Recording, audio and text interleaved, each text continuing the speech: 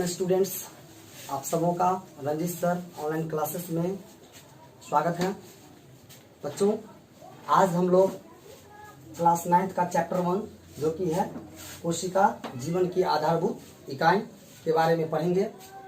इस पूरे पाठ में हम लोग आज जानेंगे कि कोशिका क्या है, कोशिका की खोज किसने की, कोशिका किसी भी जीव शरीर की आधारभूत इकाई कैसे है, इन सभी प्रश्नों का जवाब आज के वीडियो में आपको मिलेगा। तो चलिए बने रहिए हमारे साथ। आइए हम लोग पढ़ते हैं। सबसे पहले हम लोग जानेंगे कि कोशिका क्या है।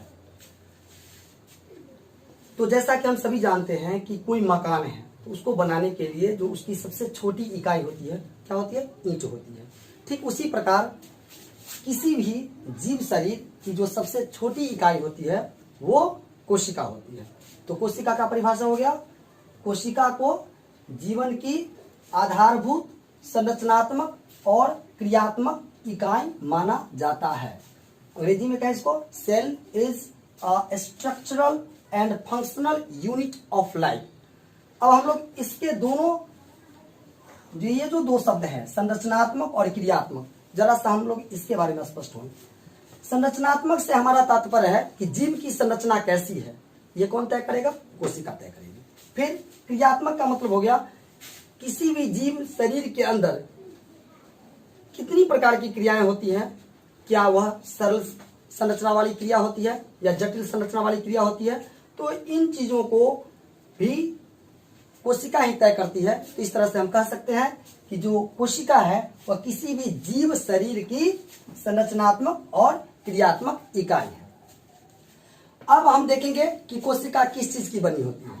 तो कोशिका जीव द्रव्य की बनी होती है। किसकी बनी होती है? जीव द्रव्य की बनी होती है, जिसमें कुछ कार्बनिक यौगिक और कुछ अकार्बनिक यौगिक पाए जाते हैं। कार्बनिक यौगिक के रूप में कोशिका के अंदर अर्थात जीव द्रव्य के अंदर प्रोटीन, वसा, कार्बोहाइड्रेट, न्यूक्लिक एसिड तथा अकार्बनिक यौगिक के रूप में जीव द्रव्य में जल और लवण पाए जाते हैं। तो हमने देखा कि जो कोशिका है वह जीव द्रव्य से बनी हुई संरचना है, जिसमें कार्बनिक यौगिक के रूप में प्रोटीन, वसा, कार्बोहाइड्रेट, न्यूक्लिक एसिड तथा अकार्बनिक यौगिक के रूप में जल एवं लवण पाए जाते हैं। उसके बाद है कि जो कोशिका है उसमें जीव द्रव्य क्या है? तो जीव द्रव्य एक चयनात्मक पारगम्य प्लाज्मा झिल्ली से घिरी रहती है। इसको समझे। चयनात्मक का मतलब हुआ कि कोशिका को जिन आवश्यक पदार्थों की आवश्यकता होती है उसको वह चयन करती है, और पारगम्य झिल्ली का मतलब है कि ऐसे पदार्थ उसके अंदर आ और जा सकते हैं। और ठीक कोशिका के बीच में एक गोल संरचना पाई जाती है जिसे कि कोशिका का केंद्रक कहते हैं। तो अभी हमने देखा कोशिका क्या है या किस चीज की बनी हुई है। अब हम देखेंगे कि क्या सभी प्रकार के जीवों में कोशिकाएं एक समान होती है? तो नहीं। अलग अलग प्रकार के जीवों में कोशिकाओं के रूप, कोशिका का आकार और उसकी संरचना और उसकी संख्या में काफी अंतर पाया जाता है। कोशिकाओं का आकार जो है या उसकी जो संख्या है वो अलग अलग प्रकार के जीवों में अलग अलग प्रकार की होती है। जैसे कोशिका का सबसे छोटा आकार 0.1 माइक्रोमीटर, जिसको कि हम लोग म्यू मीटर, ये म्यू है, म्यू मीटर कहते हैं। ये प्लूरोन्यूमोनिया का कोशिका का आकार है और अधिकतम 170 गुने 135 मिलीमीटर, जो कि शुतुरमुर्ग के अंडे का आकार है। तो इसमें ये इसका न्यूनतम हो गया कोशिका का आकार और ये अधिकतम। तो न्यूनतम क्या हो गया? 0.1 माइक्रोमीटर और अधिकतम क्या हो गया? 170 गुने 135 मिलीमीटर। मनुष्य के शरीर की सबसे बड़ी कोशिका तंत्रिका कोशिका होती है, जिसे कि न्यूरॉन भी कहा जाता है। अब है कि कोशिकाओं के संख्या के आधार पर कोशिका को जीवों को कितने वर्गों में बांटा गया? जीवों को कोशिकाओं की संख्या के आधार पर कितने वर्गों में बांटा गया? तो आप समझिए कि जीव दो तरह के संरचना वाले पाए जाते हैं। एक सरल संरचना वाले पाए जाते हैं और एक जटिल संरचना वाले पाए जाते हैं। तो जो सरल संरचना वाले जीव होते हैं, खास करके ऐसे जीव जिनका शरीर एक कोशिका का बना होता है, उसे हम एक कोशिकीय जीव कहते हैं। तो एक कोशिकीय जीव का परिभाषा यूनिसेलुलर, वैसा जीव जिसका शरीर केवल एक कोशिका का बना होता है क्या कहलाता है? एक कोशिकीय जीव कहलाता है। जैसे अमीबा, पैरामीशियम, क्लेमाइडोमोनास इत्यादि। फिर दूसरा है बहुकोशिकीय जीव, मल्टी सेलुलर, वैसा जीव जिसका शरीर एक से अधिक अनेक कोशिकाओं का बना होता है, उसे हम बहुकोशिकीय जीव कहते हैं। जैसे मनुष्य या मैमेलिया वर्ग के जो भी हो गए, और जटिल संरचना वाले जितने भी जंतु होते हैं और विभिन्न प्रकार के जो पौधे होते हैं, ये सभी बहुकोशिकीय जीव होते हैं। तो चलिए बच्चों, अभी हमने देखा कोशिका क्या है। कोशिका, क्या सभी जीवों में कोशिका एक प्रकार पाई जाती है? तो नहीं, अलग अलग जीवों में कोशिकाओं की संख्या में काफी अंतर होता है। और कोशिकाओं के आधार पर जीवों का वर्गीकरण, इन चीजों को अभी हमने देखा। आप इसका स्क्रीनशॉट ले लीजिए। डियर स्टूडेंट्स, अभी हमने देखा कि कोशिकाओं की संख्या के आधार पर जीव दो प्रकार के होते हैं, एक कोशिकीय और बहुकोशिकीय। तो एक कोशिकीय जो जीव होंगे, उस जीव में जीवन संबंधी जितनी भी क्रियाएं हैं वे सभी अकेले एक कोशिका संपादित कर लेती है। लेकिन जो बहुकोशिकीय जीव होते हैं उसमें अलग अलग कोशिकाएं संगठित होकर के अलग अलग कार्यों का संपादन करती है। तो हम लोग देखेंगे जीवों के भार के आधार पर भी कोशिकाओं की संख्या में अंतर पाया जाता है। जैसे यदि हम एक सामान्य मनुष्य की बात करें, यदि किसी मनुष्य के शरीर का वजन 60 किलोग्राम है तो उसके शरीर में कोशिकाओं की संख्या होगी 60 गुने 10 पर पावर 15। और इसके आधार पर हम ये भी कह सकते हैं कि यदि 30 किलोग्राम भार वाला मनुष्य होगा तो उसके शरीर में कोशिकाओं की संख्या होगी 30 गुने 10 पर पावर 15। फिर 45 किलोग्राम भार वाला यदि मनुष्य होगा तो उसके शरीर में कोशिकाओं की संख्या होगी 45 गुने 10 पर पावर 15। तो इस तरह से हमने देखा कि भार के आधार पर भी हम किसी जीव के अंदर कोशिकाओं की संख्या का पता लगा सकते हैं। अब है कि जितने भी जीव हैं वे सभी जीव जब जन्म लेते हैं तो वो बहुत, उनका जो शरीर का आकार बहुत छोटा होता है। फिर धीरे धीरे धीरे धीरे उत्तरोत्तर उनके शरीर के आकार में, बनावट में वृद्धि होती है। ये कैसे होता है? तो जीवों का विकास एक कोशिका से ही, कोशिका विभाजन जो कि हम लोग आगे चल के पढ़ेंगे, मियोसिस होता है, माइटोसिस होता है, और उसके तहत जो है सो हुआ है। फिर कोशिका का आकार एवं आकृति उसके कार्य के अनुरूप होता है। जैसे यदि हम लोग अमीबा की बात करें तो अमीबा क्या होता है? तो अमीबा अपने कूटपाद से ही भोजन ग्रहण करती है, वहीं पर भोजन रसधानी का निर्माण हो जाता है और वही कोशिका भोजन के पचाने का काम कर लेती है। इस तरह से हम कह सकते हैं कि जो अमीबा है उसमें जीवन संबंधी सभी क्रियाकलाप एक कोशिका के द्वारा ही संपन्न हो जाती है, इसलिए वे एक कोशिकीय है। तो जीवों का जो आकार है उसके आधार या उसके शरीर में पाए जाने कार्य के आधार पर भी कोशिकाओं की संख्या होती है। यहाँ पर हमने लिख दिया है कि अमीबा अपनी कोशिकाओं का आकार बदलता रहता है। फिर हम देखेंगे हमारे रुधिर अर्थात रक्त में मौजूद जो श्वेत रक्त कोशिका होती है उसको ल्यूकोसाइट्स कहते हैं। कोशिका की संख्या जीव के शरीर के आकार पर निर्भर करती है। इसको समझिए। मान लीजिए एक चूहा है और एक हाथी है। चूहे के शरीर का आकार क्या है? छोटा है हाथी की अपेक्षा।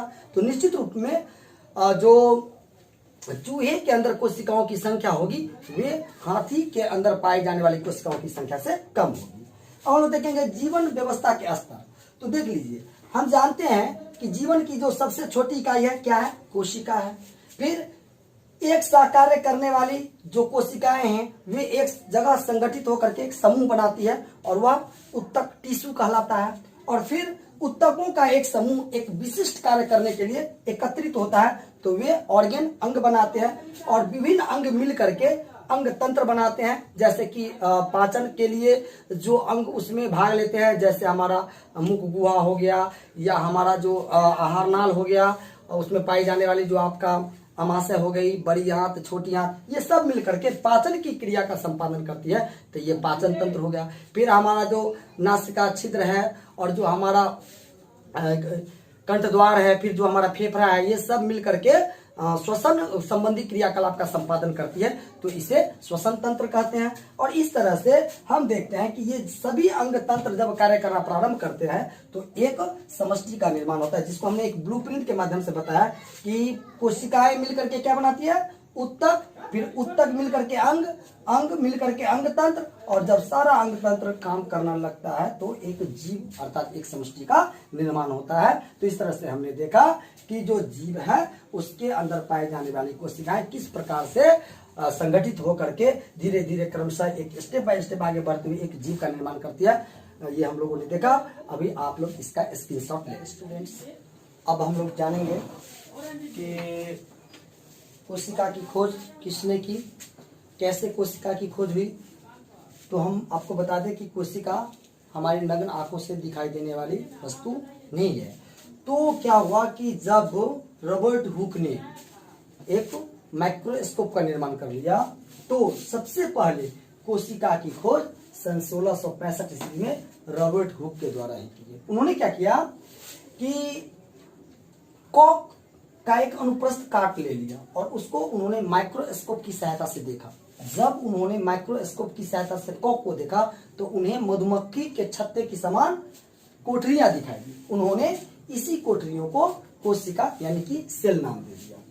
फिर सन 1831 ईस्वी में रॉबर्ट ब्राउन नामक एक वैज्ञानिक ने बताया कि जितनी भी कोशिकाएं होती है उसके ठीक बीच में एक गोल केंद्र में एक गोलाकार गोल जैसी संरचना पाई जाती है और इसे रॉबर्ट ब्राउन ने केंद्रक का नाम दिया। तो जैसा कि हम सभी जानते हैं कि जितनी भी कोशिकाएं हैं उसके बीच में एक गोल सी संरचना पाई जाती है जिसे केंद्रक कहा जाता है। तो ये केंद्रक नाम किसने दिया? रॉबर्ट ब्राउन ने। कब? 1831 ईस्वी में। फिर आगे चल करके पुरकिंजे ने सन 1839 ईस्वी में कोशिका के अंदर पाए जाने वाले अर्धतरल दानेदार सजीव पदार्थ को देखा जिसे उन्होंने जीव द्रव या प्रोटोप्लाज्म कहा। फिर आगे चल करके वनस्पति वैज्ञानिक स्लाइडर ने यह बताया कि जितने भी पादप अर्थात पौधे हैं वे भी सूक्ष्म कोशिकाओं के बने होते हैं। और प्राणी विज्ञान वैज्ञानिक स्वान ने यह बताया कि जंतुओं का शरीर भी सूक्ष्म कोशिकाओं का बना होता है। तो दोनों का एक ही मत था।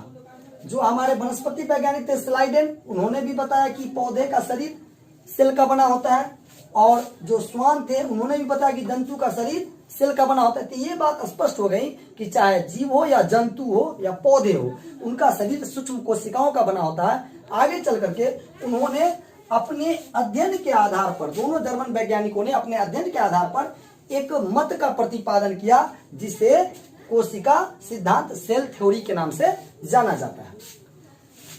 आगे चलकर सन 1885 ईस्वी में विर्चो नामक वैज्ञानिक ने बताया कि जितनी भी नई कोशिकाओं का निर्माण हुआ है उन सभी नई कोशिकाओं का निर्माण पहले से मौजूद कोशिकाओं से ही हुआ है। जैसा कि हमने पहले बताया कि नई कोशिकाओं का जो निर्माण है वो पुरानी कोशिकाओं के विभाजन, अर्धसूत्री और समसूत्री विभाजन के माध्यम से ही होता है। फिर आगे चलकर सन 1861 ईस्वी में मैक्स शुल्ज ने बताया कि कोशिका प्रोटोप्लाज्म का एक पिंड है जिसके बीच में केंद्रक होता है और इस कथन को प्रोटोप्लाज्म का मतवाद कहा जाता है।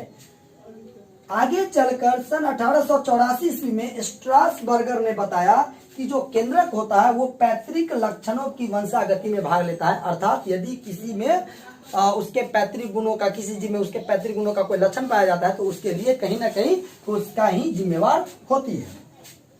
सन 1931 ईस्वी में एक उन्नत माइक्रोस्कोप जिसको इलेक्ट्रॉन माइक्रोस्कोप है उसका आविष्कार एम नॉल और ई रस्का के द्वारा किया गया और तब जाकर के जो जीव हैं उनका विस्तृत अध्ययन किया गया। अभी आप लोग इन सारी चीजों का स्क्रीनशॉट ले लीजिए। तो स्टूडेंट्स, आज हम लोगों ने जो पढ़ा उसके आधार पर आपको कुछ प्रश्न दिए गए हैं जिनका हल आप लोग कर लेंगे।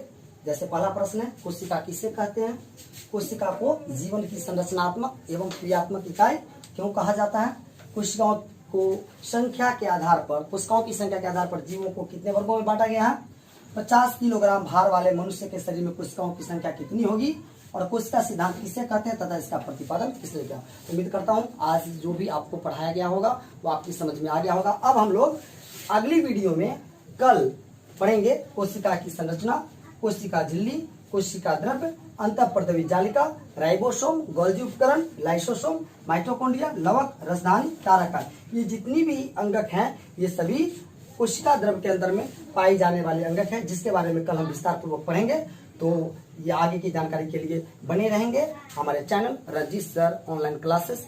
आपको यदि वीडियो अच्छी लगी होगी तो आप हमारे चैनल को सब्सक्राइब करेंगे, लाइक करेंगे और अपने दोस्तों के बीच शेयर करेंगे ताकि वे भी इस ऑनलाइन क्लासेस का लाभ उठा सकें। धन्यवाद।